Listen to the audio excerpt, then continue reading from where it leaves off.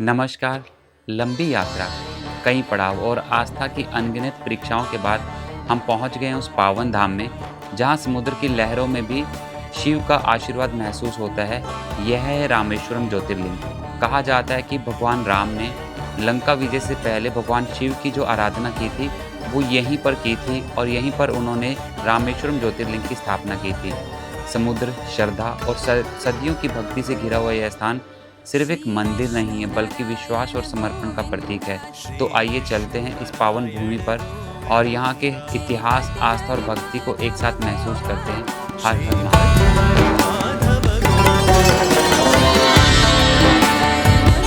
हाँ जी, राम राम जी। मनुअन मैप में आप सबका स्वागत है भाई। और अपने एक छोटे से टी ब्रेक को फिनिश करने के बाद हम लोग बढ़ चुके हैं अपनी अगली डेस्टिनेशन, जो कि है रामेश्वरम। और रामेश्वरम जाते समय ये जो रास्ता आपको गूगल मैप के अंदर दिखाई दे रहा है, मतलब इसमें दोनों ही तरफ, मतलब गूगल मैप या फिर मैं प्रैक्टिकली बात करूं, ऐसा लगता है कि जैसे हम किसी आइलैंड के ऊपर चल रहे हैं, क्योंकि हमारे राइट साइड का जो सी व्यू है वो तो आपको क्लियरली नज़र आ जाएगा। और अगले कुछ मिनटों में हम लोग पहुंच जाएंगे रामेश्वरम। जो हम लोगों ने अपना जो एकोमोडेशन बुक किया है वहाँ हम पहुंच जाएंगे और उसके बाद दर्शन का प्लान करेंगे कि दर्शन किस तरीके से किस टाइम पे करना है। वही रामेश्वरम एंटर करने से पहले ना आपको ये पुल जो है, मतलब कि आप ये कह सकते हैं कि ये पुल रामेश्वरम और मेनलैंड को जोड़ता है। और इस ब्रिज का नाम जो है वो पंबन ब्रिज है। और पंबन ब्रिज के ही साइड में, मतलब कि जो आपको ये ट्रेन की पटरियाँ दिखाई दे रही हैं, एक ट्रेन की पटरी जो है वो नीचे वाली वो बहुत पुरानी है, 1914 के अंदर। मतलब आप ये सोचिए कि भाई उस टाइम पे अंग्रेज़ों का राज था हिंदुस्तान में, उस टाइम पे भी मतलब उन्होंने समुद्र के अंदर रेलवे ट्रैक बनाया था। और उसके बाद का जो ये नया रेलवे ट्रैक, मतलब कि जिसके ऊपर से ट्रेन जो गुजर रही है, लकीली हम लोगों को ट्रेन देखने का मौका मिल गया। तो ये जो ट्रेन गुजर रही है, ये जो है भारत, मतलब कि विकसित भारत की देन है। और जितने भी लोग यहाँ से रामेश्वरम के लिए जो एंटर करते हैं, तो वो सभी के सभी लोग अपनी गाड़ियों को साइड में लगा के, या आप यूँ कह सकते हैं कि यहाँ का मेन टूरिज़्म अट्रैक्शन है। यहाँ पर लोकल जो लोग होते हैं, टूरिस्ट मतलब ऑपरेटर होते हैं, वो भी अपने विजिटर्स को यहाँ पे लेके आते हैं। तो वो लोग यहाँ पे रुकते हैं, यहाँ पे अपनी फ़ोटो निकालते हैं, वीडियोज़ बनाते हैं। बहुत सारी रील्स आपको यहाँ इस ब्रिज से रिलेटेड, पंबन ब्रिज से रिलेटेड आपको देखने को मिल जाएंगी। तो जब भी आप रामेश्वरम आते हैं, तो मैं बोलूँगा कि अगर आप किसी भी वे से आ रहे हैं, तो यहाँ पे तो एक बार ज़रूर आके फ़ोटो और वीडियो ज़रूर निकालिएगा। भाई एक कहावत तो आप सबने सुनी होगी, जब इंसान अपनी मंजिल के नज़दीक पहुँच जाता है ना, तो रास्ते की जितनी भी थकावट होती है उसकी सारी मतलब कि गायब हो जाती है। और यही किस्सा हमारे साथ हो रहा है। मतलब हम लोगों को यार मतलब कि बहुत ही अल्टीमेट फीलिंग आ रही है कि जिस मतलब कि मंजिल के लिए, मतलब आप यूँ बोलें कि हम लोग कहाँ से रामेश्वरम दर्शन करने के लिए पहुँचे, और हम जो ये मंदिर का स्वरूप दिखाई दे रहे हैं ना, सारी की सारी भाई थकावट दूर हो चुकी है इसको देखने के बाद। और क्योंकि आप लोगों को अब देखो आइडिया तो हो ही चुका है कि यहाँ तक पहुँचते पहुँचते हम लोग काफ़ी लेट हो चुके हैं। तो एक बार अपने रूम पे जाने के बाद फिर हम लोग डिसाइड करेंगे कि अभी मंदिर दर्शन करने का टाइम बचता है या नहीं बचता है। अगर ऐसा लगेगा कि नहीं, लेट हो रहे हैं, भाग भाग के दर्शन करना पड़ेगा, तो बेस्ट ऑप्शन हमारे लिए ये रहेगा कि हम सुबह दर्शन करेंगे। तो लो भाई, हम लोग पहुँच चुके हैं अपने रूम तक। और ये रूम हम लोगों ने ऑनलाइन बुक कर लिया था, लगभग 3500 रुपये के आसपास का पर नाइट के अकॉर्डिंग हम लोगों को ये रूम कॉस्ट किया। और 2 नाइट के लिए हम लोगों ने यहाँ पे अपना एकोमोडेशन जो है वो बुक कर लिया। तो एक बार होटल वालों से डिस्कशन करते हैं और फिर अपनी एनर्जी के अकॉर्डिंग डिसाइड करते हैं कि मंदिर दर्शन करने के लिए अभी जाना है या फिर सुबह जाना है। हम लोग भाई अपने होटल के रूम से जो है वो बाहर आ चुके हैं। और ये जो सामने आपको दिखाई दे रहा है, ये केवल भाई आप उसे यूँ कह सकते हैं कि ये समुद्र नहीं है, मतलब ये सागर नहीं है, इसे अग्नि तीर्थम कहा जाता है। यह वही पवित्र समुद्र है जहाँ से आप यूँ कह सकते हैं कि रामेश्वरम ज्योतिर्लिंग की तीर्थ यात्रा की शुरुआत यहाँ से मानी जाती है। मतलब यहाँ पे लोग पहले स्नान करते हैं और उसके बाद जो है रामेश्वरम ज्योतिर्लिंग के दर्शन करने के लिए या फिर दूसरे कुंडों में स्नान करने के लिए इस स्नान करने के बाद जाते हैं। और रामायण की मान्यता के अनुसार लंका पर विजय प्राप्त करने के बाद भगवान श्री राम यहाँ पर ही स्नान करके अपने पापों का प्रायश्चित करने के लिए आए थे। और इसी कारण इस समुद्र को जो वो अग्नि कुंड यानी कि अग्नि तीर्थम कहा जाता है। और माना जाता है कि यहाँ पर स्नान करने से व्यक्ति के पाप और दोषों का जो है वो निवारण हो जाता है। जो भी श्रद्धालु रामेश्वरम ज्योतिर्लिंग दर्शन करने के लिए आते हैं, वो सभी श्रद्धालु यहाँ पर स्नान करते हैं। और जिन लोगों को अपनी पूजा वगैरह करवानी होती है, अभी जैसे रात का समय हो चुका है, यहाँ पर पंडित वगैरह नहीं है, पुरोहित वगैरह नहीं है। सुबह के टाइम पे यहाँ पे आपको बहुत सारे पंडित पुरोहित जो है वो नज़र आते हैं और उनके द्वारा आप जो है वो अलग अलग पूजा करवा सकते हैं। यहाँ पर पितृदोष की, काल सर्प दोष की और अलग अलग तरीके के अनुष्ठान वगैरह जो है वो यहाँ पे किए जाते हैं, मतलब कि करवाए जाते हैं पंडितों के द्वारा। गोदान वगैरह जो है वो करवाया जाता है। सुबह आपको ढेर सारे लोग यहाँ पर दिखाई देते हैं कि जो लोग गौओं को चारा वगैरह देने के लिए आपको कहते हैं कि आप चारा खिला सकते हैं गौओं को। और मंदिर के अंदर जो है वो 22 तीर्थकुंड माने जाते हैं और मंदिर के बाहर का जो है वो 23वां तीर्थकुंड अग्नि तीर्थकुंड है, जहाँ पर हम लोग इस समय पे खड़े हैं।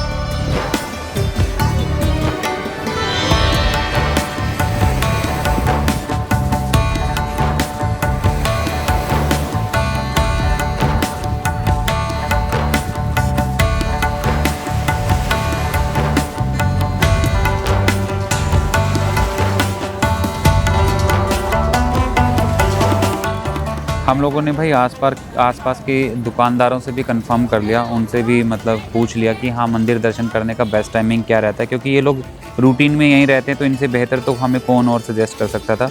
तो इनके अकॉर्डिंग भी यही है कि हम लोगों को सुबह उठने के बाद सबसे पहले अग्निकुंड में स्नान करना चाहिए और उसके बाद जो है मतलब कि जो भी हम लोग कपड़े वगैरह जो वियर करके जाएंगे, उसके बाद हम लोगों को तीर्थकुंड जो अलग अंदर 22 तीर्थकुंड हैं उनमें स्नान के लिए जाना चाहिए। उसके बाद कपड़े चेंज करने के बाद आपको मेन मंदिर में दर्शन करने के लिए जो ज्योतिर्लिंग है यहाँ पर, वहाँ पर ज्योतिर्लिंग दर्शन करने के लिए जाना चाहिए। तो अभी हम लोगों ने प्लानिंग यही किया कि अपना खाना वगैरह खाएंगे और रूम पे जाके रेस्ट करेंगे और सुबह अर्ली मॉर्निंग उठ के आएंगे। अपना तीर्थकुंड में स्नान करने के बाद मंदिर के अंदर के जो 22 दिव्य कुंड हैं, तीर्थकुंड जिन्हें बोला जाता है, वहाँ पर जो भी विधि विधान होगा उसके अकॉर्डिंग स्नान करेंगे और फिर कपड़े वगैरह चेंज करने के बाद अपना ज्योतिर्लिंग दर्शन करने के लिए मंदिर में चले जाएंगे। सुबह की पवित्र ऊर्जा के साथ रामेश्वरम व्लॉग में आपका दोबारा से स्वागत है। और हम लोग जस्ट अपने होटल से जैसे ही निकले तो हमें सामने दिखाई दिया अग्नि तीर्थम का बोर्ड, और ये रास्ता लेते हुए हम लोग अभी अग्नि तीर्थ की तरफ जाएंगे, क्योंकि हम सबसे पहला जो स्नान है वो अग्नि तीर्थ में ही करेंगे और उसके बाद मंदिर परिसर के अंदर जो प्रांगण के अंदर जो और दूसरे कुंड है वहाँ पे जाके स्नान करेंगे। तो यहाँ रास्ते में भी छोटे छोटे से अलग अलग मंदिर हैं और बहुत सारे लोग जो है वो अभी से मतलब कि सुबह का ही स्नान करके या मंदिर में अंदर जाके स्नान करके वापस आ चुके हैं। तो भाई हम लोग पहुंच चुके हैं उसी जगह पर जहां पे हम लोग रात को आए थे। रात को आपने देखा था कि ये जगह बिल्कुल खाली थी, मतलब यहाँ पे स्नान करने वाले भी लोग नहीं थे या इतना ज़्यादा क्राउड नहीं था, पर अब यहाँ पे पैर रखने की भी जगह नहीं है। तो भाई लोगों की पॉजिटिव एनर्जी को देखने के बाद, मतलब लोगों को डुबकी लगाते हुए देखने के बाद हमारा मन था मतलब कि अब हमारी बारी थी अग्नि तीर्थ में डुबकी लगाने की। और भाई जैसे ही अग्नि तीर्थ में डुबकी लगा के मैं बोलूँ कि मैं जब बाहर की तरफ निकल रहा था तो बॉडी के अंदर एकदम पॉजिटिव ऊर्जा का संचार हो रहा था। मतलब कि ऐसा लग रहा था कि जैसे ना शरीर, मन और आत्मा तीनों अलाइन हो चुके हैं। मतलब कि जल या फिर ये यहाँ की जो ऊर्जा है इतनी पावरफुल है कि आपको अपनी बॉडी के अंदर एक अलग ही एनर्जी का संचार होता वो महसूस होगा। और क्योंकि सभी लोग जो है वो मंदिर जाने से पहले यहाँ पे ही स्नान करते हुए जाते हैं। और जैसे मैंने आपको बताया था कि यहाँ पे बहुत सारे सुबह जो है आपको अगर किसी भी तरीके की पूजा करवानी है, कोई रुद्राभिषेक वगैरह आपको करवाना है, महामृत्युंजय जाप करवाना है, या बहुत सारे लोग अपने पितरों की शांति के लिए यहाँ पे पिंडदान वगैरह जो है वो करने के लिए आते हैं। और अच्छी चीज़ क्या है कि यहाँ पे जो कुछ भी इस तरीके की जो व्यवस्था है वो एक सुचारू रूप से, आप यूँ कहें कि वेल मैनेज तरीके से की जाती हैं। क्योंकि यहाँ पे जो पूजा के जो डोनेशन है या दक्षिणा जो है वो फिक्स है, मतलब कि कोई आपको प्रेशर नहीं कर सकता कि हाँ आप ये दे दीजिएगा वो दे दीजिएगा, वो सबका सब जो है फिक्स है। हम लोगों की तरह अगर आप भी चाहें तो आप अपना होटल जो है वो नियर बाय एरिया के अंदर ही बुक करेंगे तो आपको एक चीज़ का फ़ायदा हो सकता है। फ़ायदा क्या हो सकता है कि जैसे आप लोगों यहाँ पे कुंडों के अंदर स्नान करते हैं तो आपके पूरे के पूरे कपड़े जो हैं वो गीले हो जाते हैं।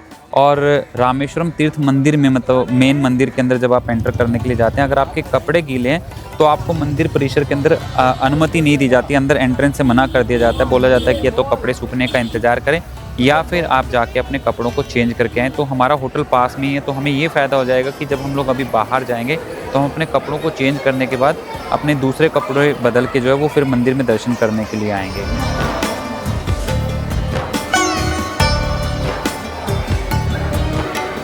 हम लोग फ़िलहाल जो है वो अंदर एंटर कर चुके हैं। ये मेन मंदिर का परिसर है और जैसे आप मंदिर के मेन परिसर के अंदर एंटर करते हैं तो आपको यहाँ की जो, आप यूँ कहें कि ना, यहाँ की जो पॉजिटिव वाइब्रेशंस हैं वो आपके कदमों को आगे बढ़ने से रोकती हैं।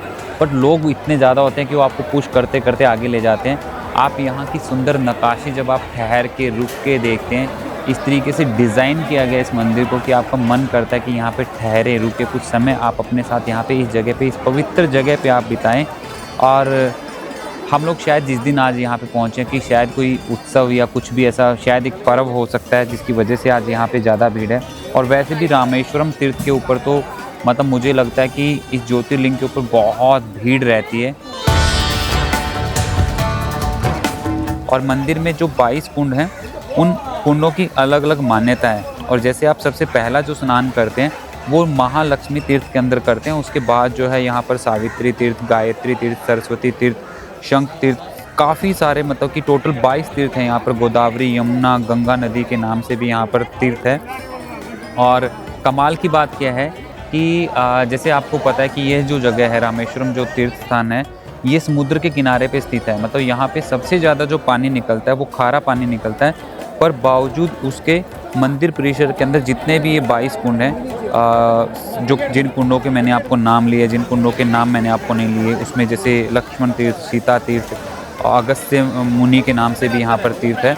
तो इन सभी कुंडों का जो पानी है वो मीठा पानी है भाई। ये बात मुझे बहुत कमाल की लगी कि मतलब कि क्योंकि वो पानी जब हम नहा रहे हैं यहाँ पर तो हमारे ऊपर बरस रहा है, वो हमारे ऊपर गिराया जा रहा है यहाँ के लोकल जो भी वॉलंटियर्स हैं या यहाँ पे जो लोग काम कर रहे हैं उनके द्वारा। तो पता चल जाता है कि पानी का टेस्ट जो वो कैसा है। और बहुत सारे लोग जो यहाँ पे रूटीन में आते रहते हैं वो उन लोगों के हाथ में आप देखेंगे कि वो लोग अपने साथ में पानी की बोतल या फिर प्लास्टिक के डब्बे लेके आए हुए हैं। वो लोग यहाँ से पानी मतलब कि जो कुंडों से गिरता है उनके ऊपर या फिर जो वो डाल रहे होते हैं बाल्टी के थ्रू, वो उसमें डलवाने की कोशिश करते हैं। और वो उस पवित्र जल को पूरे साल अपने घर में या जब तक दोबारा यहाँ पे नहीं आ जाते तब तक अपने घर में पूजा पाठ वगैरह में या अलग अलग जो स्पिरिचुअल रिचुअल्स होते हैं उन प्रोसेसिंग के अंदर उस पानी को जो है वो लोग यूज़ करते हैं।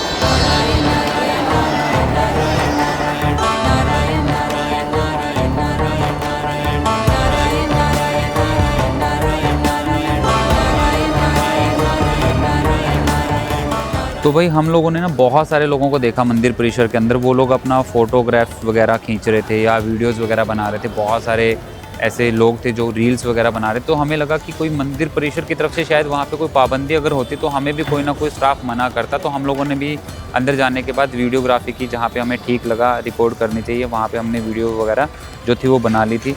और एक टिप्स जो है मैं आपके साथ शेयर करना चाहूँगा, जो मेरा जो एक्सपीरियंस रहा जब हम लोग कुंड में स्नान कर रहे थे।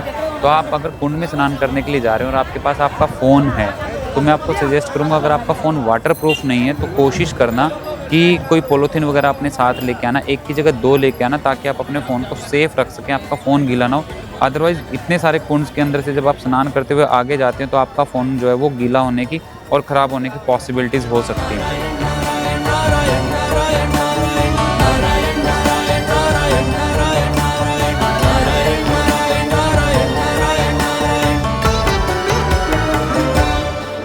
श्री विष्णु नारायण गोविंदा, श्री विष्णु नारायण गोविंदा। तो भाई 22+1 मतलब कि 23 कुंड के स्नान करने के बाद हम लोग पहले अपने होटल में गए और होटल में जाके जो कपड़े हम लोग नहा के मतलब कि स्नान करने के लिए पहन के गए थे, क्योंकि जब आप कुंड में स्नान करने के लिए जाते हो या फिर अग्निकुंड, जिसे आप यूँ कहें कि समुद्र को ही अग्निकुंड बोला जाता है, भगवान रामचंद्र जी ने जहाँ पे स्नान किया था, तो वो स्नान पूरा करने के बाद अंदर के 22 कुंड का स्नान करने के बाद हम लोग रूम पे जाके नहा के वापस आ चुके हैं।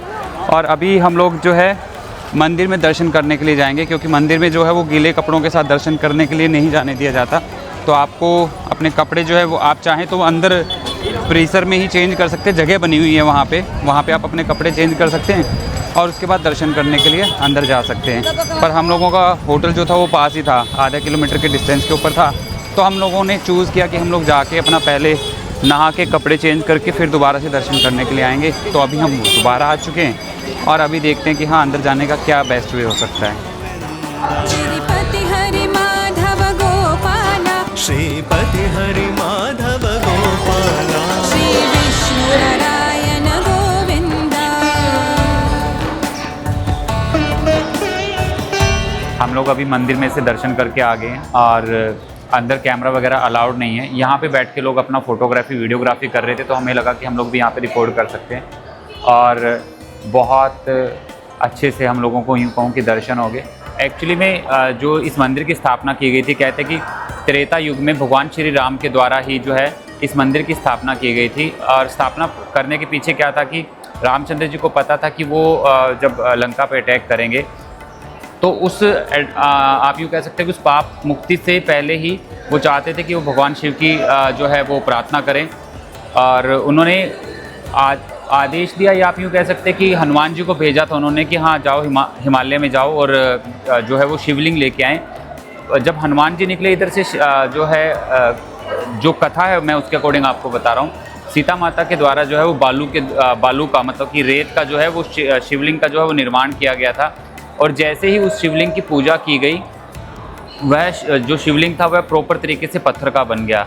और वो दोनों ही शिवलिंग जो है वो यहीं पर स्थापित हैं, जो हनुमान जी जो हिमालय से लेके आए थे वो, और जो माता सीता के द्वारा जो शिवलिंग का निर्माण किया गया था वो दोनों ही यहाँ पर हैं। और मंदिर परिसर के अंदर बहुत सारे और भी ईश्वर के स्वरूप जो हैं, भगवान के स्वरूप जो हैं वो रखे गए हैं। उसमें लेटी हुई शैया के ऊपर भगवान विष्णु की भी प्रतिमा है और माँ पार्वती की भी प्रतिमा है। यहाँ पर माँ पार्वती, भगवान शिव, लेटे हुए विष्णु की, हनुमान जी की, नंदी की, और इवन जब आप आते हैं मंदिर परिसर के अंदर तो यहाँ पर आपको जीवित हाथी भी आपको मतलब कि वहाँ खड़ा हुआ मिलेगा आपके स्वागत के लिए जब आप एंट्री करते हैं गेट से। जैसे ही मंदिर परिसर से बाहर की तरफ आते हैं दर्शन करने के बाद, तो आपको वहीं पे जो है अगर आप जल लेके जाना चाहते हैं, यहाँ का पवित्र जल घर लेके जाना चाहते हैं, तो मात्र 20 रुपये में आप जो है वो जल अपना यहाँ से बोतल जो है वो लेके जा सकते हैं अपने घर के लिए। हम लोग अभी जो है वो मंदिर परिसर से बाहर की तरफ निकल रहे हैं। ये रास्ता जो है हमें बाहर की तरफ लेके जाएगा। और एक चीज़ मैं आपको शेयर करना चाहूँगा कि हम लोगों ने जो मंदिर की जो हम लाइन में लगे थे वो हम लोगों ने चूज़ किया था कि हम डोनेशन वाली लाइन में लगे थे जाने के बाद, क्योंकि हमारे पास टाइम की शॉर्टेज थी, हमें आगे भी निकलना है यहाँ से। तो हम लोगों ने चूज़ किया कि हम लोग डोनेशन वाली लाइन से जाएंगे। और हम लोगों ने डोनेशन वाली लाइन में 200 रुपये की स्लिप जो थी वो हमारी कटी थी। और लगभग अंदर दर्शन करने के लिए हमें लगभग 1 से 1.5 घंटे के आसपास का टाइम लगा। श्रीपति हरि माधव गोपाला, श्रीपति हरि माधव गोपाला, श्री विष्णु नारायण गोविंदा।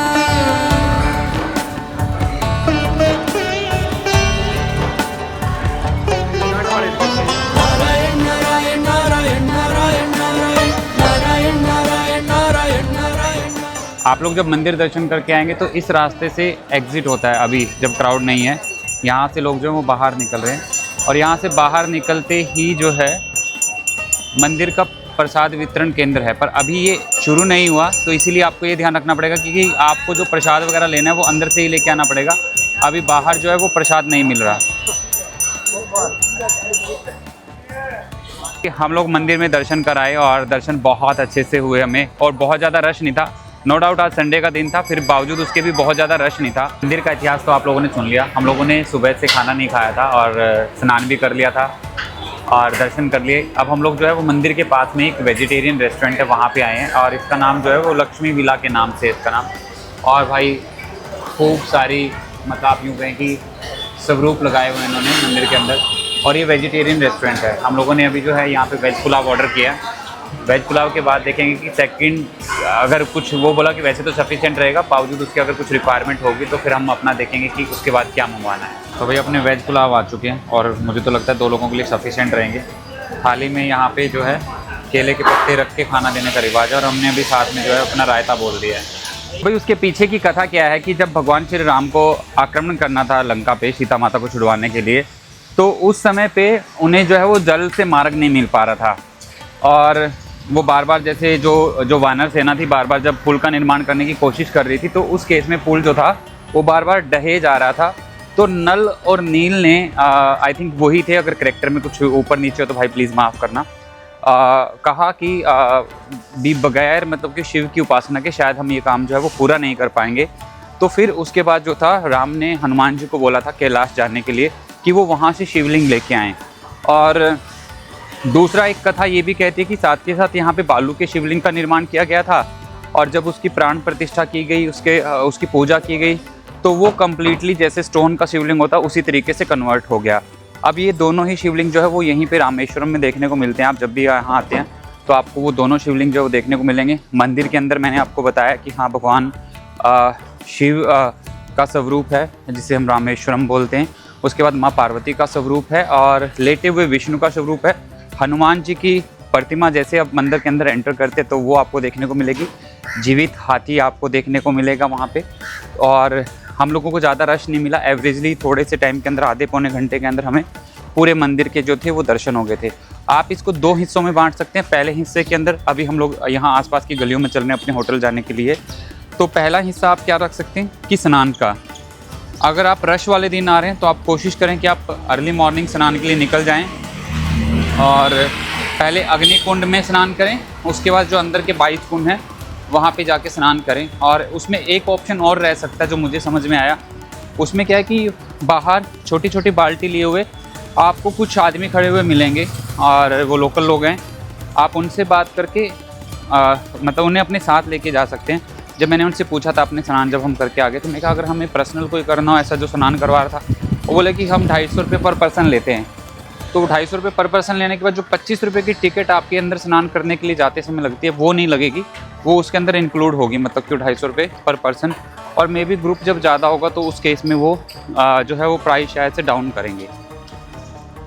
तो आप ये वाला फैसिलिटी, ये वाला ऑप्शन भी लेके जा सकते हैं। स्नान करें, फिर दोबारा से अपने कमरे पे आके कपड़े वपड़े चेंज करके, अगर आपका होटल नियर बाय एरिया के अंदर है, और फिर दोबारा से दर्शन के लिए जाए।